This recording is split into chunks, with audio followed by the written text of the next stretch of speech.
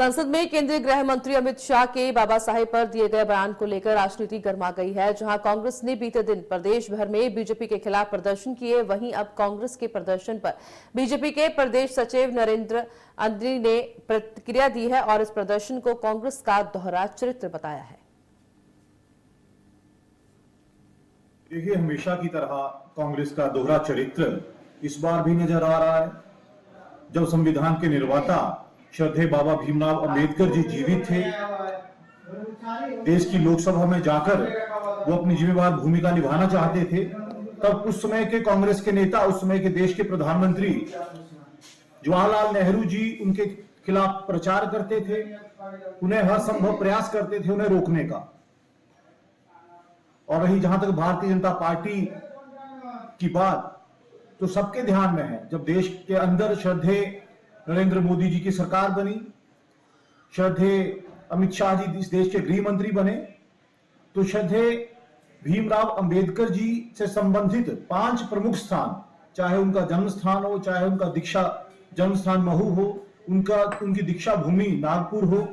मुंबई हो, या जहां उन्होंने शिक्षा प्राप्त की, वकालत की लंदन के अंदर, और जिस घर में वो रहते थे भारत सरकार ने उसको खरीदा, या फिर जहां उन्होंने अपनी अंतिम सांस ली दिल्ली के अंदर, उन 5 स्थलों को तीर्थ स्थल के रूप में यदि किसी ने घोषित किया, भारत सरकार ने घोषित किया और पूरे देश के अंदर प्रचारित प्रसारित किया, ताकि बाबा भीमराव अंबेडकर जी के योगदान को याद किया जा सके, उन्हें सच्ची श्रद्धांजलि दी जा सके। कांग्रेस तो यदि भारत रत्न का पुरस्कार किसी को दिया कांग्रेस ने, तो अपने ही नेताओं को दिया, चाहे वो देश के पहले प्रधानमंत्री जवाहरलाल नेहरू जी की बात हो, इंदिरा गांधी जी की बात हो, या कांग्रेस सरकार द्वारा राजीव गांधी जी को भारत रत्न देने की बात हो। श्रद्धेय बाबा भीमराव अंबेडकर जी को तो भारत रत्न भी तब मिला